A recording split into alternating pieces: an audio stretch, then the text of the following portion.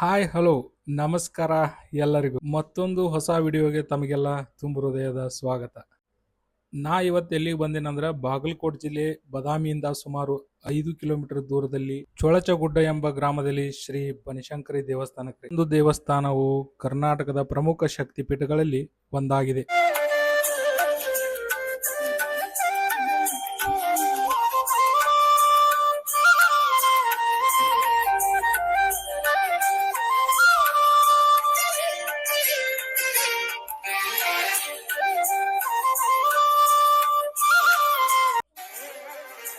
ಹಾಗೆ ಇಲ್ಲಿ ಬರುವ ಭಕ್ತರಿಗೆ ವಿಶೇಷವಾಗಿ ರಾಹುಕಾಲದಲ್ಲಿ ದೇವಿಯ ಪೂಜೆ ಮತ್ತು ದರ್ಶನಕ್ಕೆ ಪ್ರಸಿದ್ಧಿಯಾಗಿದೆ. ಬನಶಂಕರಿ ತಾಯಿಯನ್ನು ಪಾರ್ವತಿಯ ರೂಪ ಎಂದು ಕರೆಯುತ್ತಾರೆ. ಹೇಗೆ ಎಂದರೆ ಬನ ಎಂದರೆ ಕಾಡು, ಶಂಕರಿ ಎಂದರೆ ಪಾರ್ವತಿಯ ಅವತಾರ ನೋಡ್ರಿ.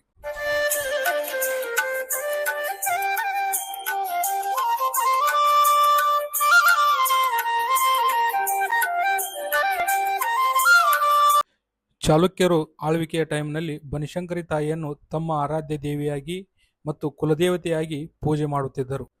ಈ ದೇವಸ್ಥಾನ ಮತ್ತು ಶ್ರೀ ತಾಯಿಯ ಬಗ್ಗೆ ಪುರಾಣಗಳಲ್ಲಿಯೂ ಉಲ್ಲೇಖವಿದೆ. ಅಂದರೆ ಸ್ಕಂದ ಪುರಾಣ ಮತ್ತು ಪದ್ಮ ಪುರಾಣ ಪ್ರಕಾರ ದುರ್ಗಾಮಾಸುರ ಎಂಬ ರಾಕ್ಷಸರನ್ನು ಸಂಹರಿಸಿ ಲೋಕಕ್ಕೆ ಶಾಂತಿ ತಂದ ದೇವಿಯು ಶಾಕಾಂಬರಿ ದೇವಿ.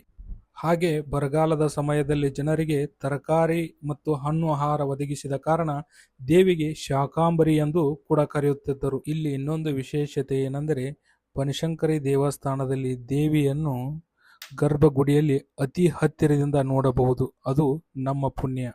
ಇಲ್ಲಿನ ದೇವಾಲಯದ ಆರಾಧಕರ ತಂಡ ಎಷ್ಟು ಶ್ರದ್ಧೆ, ಭಕ್ತಿ, ತಾಳ್ಮೆ, ಶಾಂತಿ ಮತ್ತು ತನ್ಮತೆಯಿಂದ ದೇವಿಯ ಪೂಜಾ ಕಾರ್ಯಕ್ರಮದಲ್ಲಿ ತೊಡಗಿರುತ್ತಾರೆ ಎಂದರೆ ದೇವಾಲಯದಿಂದ ಹೊರಗೆ ಬರಲು ಮನಸ್ಸೇ ಬರುವುದಿಲ್ಲ. ಈ ದೇವಸ್ಥಾನದ ನಿರ್ಮಾಣವನ್ನು ಕ್ರಿಸ್ತ ಶಕ 7ನೇ ಶತಮಾನದಲ್ಲಿ ಬದಾಮಿ ಚಾಲುಕ್ಯರು ನಿರ್ಮಿಸಿದರು. ಇಂದಿನ ದೇವಾಲಯದ ಪ್ರಮುಖ ರಚನೆಯನ್ನು ಚಾಲುಕ್ಯರ ರಾಜರಾದ 2ನೇ ಪುಲಕೇಶಿ ಅವರ ಕಾಲದಲ್ಲಿ ಅಭಿವೃದ್ಧಿ ಹೊಂದಿತು.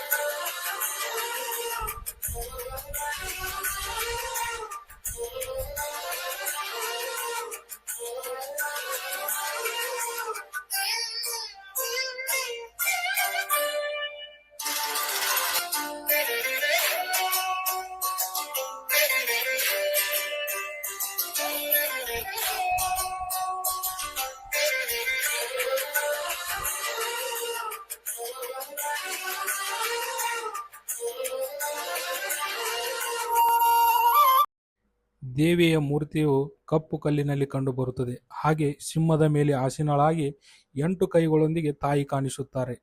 ಹಾಗೆ ಇಲ್ಲಿ ಬರುವಂತ ಭಕ್ತರ ಸಂಖ್ಯೆಗೇನು ಕಮ್ಮಿ ಇಲ್ಲ. ಸುತ್ತಮುತ್ತಲಿನ ರಾಜ್ಯಗಳಿಂದಲೂ ಸಹಿತ ಅಪಾರ ಭಕ್ತರು ದೇವಿಯ ದರ್ಶನಕ್ಕೆ ಬರುತ್ತಾರೆ.